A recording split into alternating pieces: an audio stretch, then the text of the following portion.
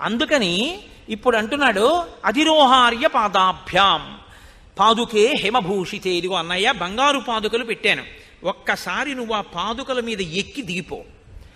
నువ్వు ఎక్కి దిగిపోయిన పాదుకలు నాకు తల మీద పెట్టుకోవలసినవి. తల అత్యంత పూజనీయం, పాదములు అత్యంత అశుభ్రతతో ఉంటాయి, అశుచితో ఉంటాయి. అందుకే కదండి ఎక్కడికైనా పెడితే కాళ్ళు కడుక్కుంటాం. ఇది తల ఒక ఎక్స్ట్రీమ్, ఒక పైకి ఉంటుంది, పాదములు అతి కిందకు ఉంటాయి. పెద్దలైన వారు కనపడినప్పుడు ఇక్కడ ఉన్న తల వారి పాదములకి తగిలేటట్టుగా నమస్కారం చేస్తారు. ఎందుకని?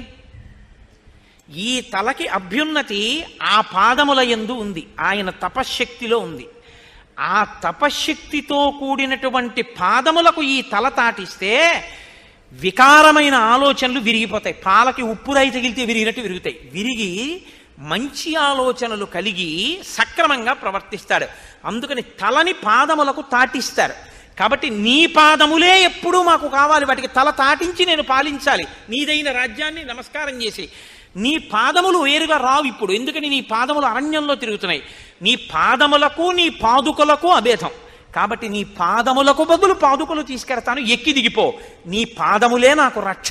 నీ గురుపాదుకలు ఎలాగో అలా నీవు కూర్చున్నావంటే, రాముడు కూర్చున్నాడు అంటే ఏం చెప్పినా ఎలా చెప్తారు? రామ ఏం చేస్తున్నారు అనరుగా, ఆయన పాదాలకు నమస్కారం చేసి పూజనీయుడని మాట్లాడతారు. ఈ పాదుకలు సింహాసనంలో పెడతాను రామా, మీరున్నట్టే సింహాసనంలో ఉంటాయి, నేను పక్కన కింద కూర్చుంటాను. ఏం చేసినా ఏం చేస్తాను ఈ పాదుకలకి చెప్తాను. రామ ఇలా అంటున్నారు, ఇలా చేస్తానైతేను అంటాను. నాకప్పటికి చెయ్యి అని అనిపిస్తే మీరు నన్ను చెయ్యమని చెప్పినట్టు చెయ్యమని చెప్తాను. వద్దు అనిపిస్తే రాముడు చెయ్యొద్దు అన్నాడు కాబట్టి చెయ్యొద్దని చెప్తాను. నా బుద్ధితో నేనేమీ చేయను, మీకు మీ పాదుకలకి చెప్తాను. మీ పాదుకలకి చెప్పడం మీకు చెప్పడమే. అలా చేస్తాను. రామ ఒకసారి ఎక్కి దిగండి అన్నాడు. ఎవరు తెచ్చారు ఈ పాదుకలు? వశిష్ఠుడు తెచ్చాడు, కులగురువు తీసుకొచ్చారు. ఇప్పుడు రాముడు ఆ పాదుకల మీద పాదాలు పెట్టి కిందకి దిగిపోయాడు. ఎక్కి దిగిపోతే భరతుడు ప్రతిజ్ఞ చేశాడు అక్కడే. సపాదుకే సంప్రణమ్య రామం వచనమబ్రవీత్ 14 వర్షాణి జటాచీరధరోహ్యహం ఫలమూలాశనో వీర భవేయం రఘునందన తవాగమనకాంక్షాన్ వసన్ వై నగరాద్బహి తవ పాదుకయోర్ యస్య రాజ్యతంత్రం పరంతప 14 సంపూర్ణే వర్షేహని రఘుత్తమ న ద్రక్ష్యామి యది త్వాం తు ప్రవేక్ష్యామి హుతాశనం. 14 సంవత్సరముల పాటు నేను అయోధ్యలో రాజ్యం చెయ్యను. అయోధ్యలో ఉంటే సింహాసనం ఉంది, ఇప్పుడు సింహాసనం ఖాళీగా ఉండిపోతుంది. నేను అక్కడ కూర్చుంటే రాముడు లేడు అన్న భావనే వస్తుంది. అందుకని నేనేం చేస్తాను, నేను అక్కడ ఉండను. నేను వసన్వై నగరాద్బహి, నగరమునకు బయట ఉంటాను. అయోధ్యకి బయట నందిగ్రామంలో ఉంటాను. అక్కడ ఒక సింహాసనాన్ని పెడతాను, అందులో ఈ పాదుకలు పెడతాను. నాది అని నేను పాలించాను. భరతుడికి రాజ్యం ఇచ్చేశాను, భరతుడు రాజ్యం చేస్తున్నాడని నువ్వు అనకూడదు. నీ రాజ్యాన్ని నువ్వు వచ్చే వరకు నేను చూస్తుంటానంతే. నీదైన దాన్ని నాదిగా చూస్తూ ఉంటాను. నువ్వు రాగానే ఇది నీకు ఇచ్చేస్తాను. ఎన్నేళ్లు చూస్తాను?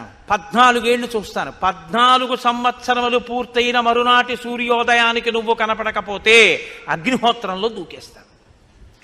కాబట్టి అన్నయ్య ఇది మనిద్దరి మధ్య ఒడంబడిక అని అవి తీసుకెళ్లి మొట్టమొదట ఏనుగు యొక్క కుంభస్థలం మీద పెట్టాడు. అంటే మహారాజు పట్టాభిషేకం అవగానే ఏనుగు మీద కూర్చోవాలి కాబట్టి ఏనుగు మీద పెట్టాడు. తర్వాత తీసి రథంలో తాను కూర్చున్నా, రథంలో పెట్టలేదు ఆ పాదుకల్ని, తల మీద పెట్టుకుని రథంలో కూర్చున్నాడు. తత శిరచకృత్వాతు పాదుకే భరతస్తథా ఆరురోహ రథం మృష్ట శత్రుఘ్నేన సమన్విత.